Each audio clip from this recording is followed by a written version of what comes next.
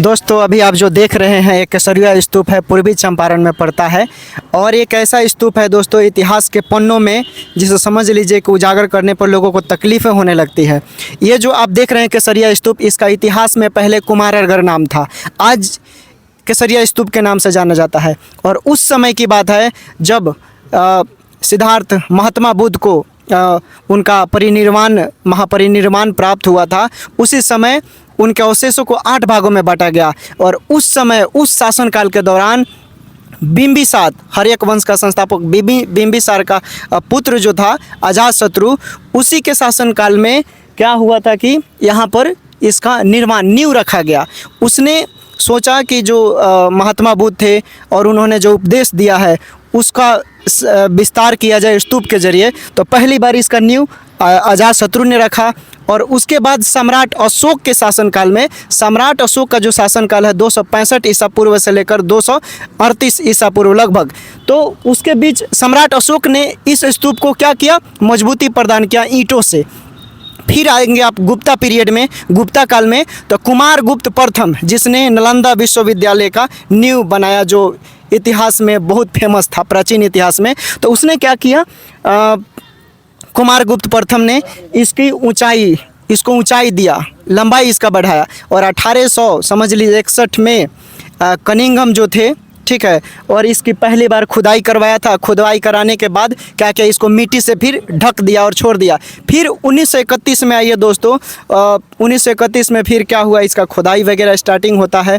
और आप देखेंगे जो रेडियो आर्कियोलॉजिस्ट जो होता है, पहली बार जब इसके पुरातत्व अवशेषों को लेकर ज्ञात किया गया, देखा गया, तो मालूम चला कि उस समय ये 12वीं शताब्दी यानी 5वीं से 6ठी शताब्दी ईसा पूर्व का बताया जाता है कि इसके अवशेष यहाँ मौजूद हैं।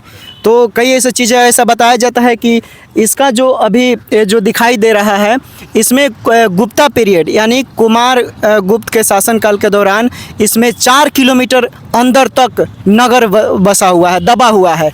और अभी इसकी खुदाई अभी बाकी है दोस्तों, समझ लीजिए। तो खुदाई होगा तो और भी इसका विस्तार बढ़ेगा। और ऐसे ये लगभग 2,500 से 3,000 वर्ष पुराना है।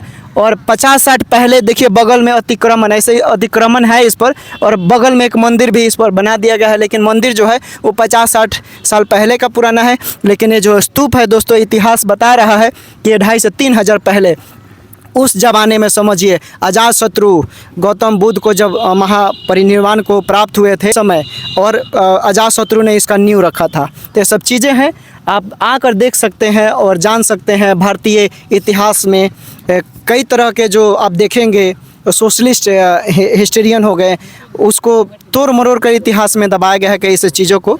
अब आकर इसे देखना चाहिए। और देखिए हमारे भारतीय इतिहास में सम्राट अशोक को ऐसे ही सम्राट अशोक नहीं कहा जाता है, उन पर बहुत सारे ऐसे किताबें भी लिखी गई है। और उनका राज जो साम्राज्य था, आज आप देखेंगे पाकिस्तान, पूरा पाकिस्तान अशोक के शासनकाल में था। पूर्वी अफगानिस्तान अशोक के शासनकाल में पूर्वी उसके कब्जे में था। पूर्वी अफगानिस्तान, पूरा पाकिस्तान, ये सब अशोक के शासनकाल में था दोस्तों। तो ऐसे ही उसने अखंड भारत का निर्माण नहीं किया दोस्तों। और महात्मा गांधी ने जो अहिंसा, महात्मा गांधी ने बोला कि अहिंसा शब्द जानते हैं, उन्होंने उनसे भी पहले सम्राट अशोक ने अहिंसा शब्द के बारे में उसने बताया। जो कलिंग युद्ध हुआ था, कलिंग युद्ध होने के बाद उसका हृदय परिवर्तन हुआ और उसने पहली बार लोगों के लिए लोक कल्याणकारी योजनाओं के बारे में नींव रखा, सोचा। वैसे प्रजा, उसने बोला कि प्रजा हमारी पुत्र है, प्रजा जो है हमारी जनता जो है वो पुत्र के समान, उसने ऐसा बताया, स्टेटमेंट दिया है। आप देखेंगे तो मालूम चल जाएगा पहली बार। तो इसीलिए अशोक ने बौद्ध धर्म अपनाया। और बौद्ध धर्म ये धर्म नहीं, एक धम है दोस्तों, जिसमें ना कोई ऊंच, ना कोई पखंड, ना कोई अंधविश्वास। जो प्रकृति में सूर्य है, जो चंद्रमा है, वही चीज़ सिद्धार्थ गौतम बुद्ध ने अपने उपदेशों में इसके व्याख्या किया है। तो धन्यवाद, आपको अच्छा लगा होगा।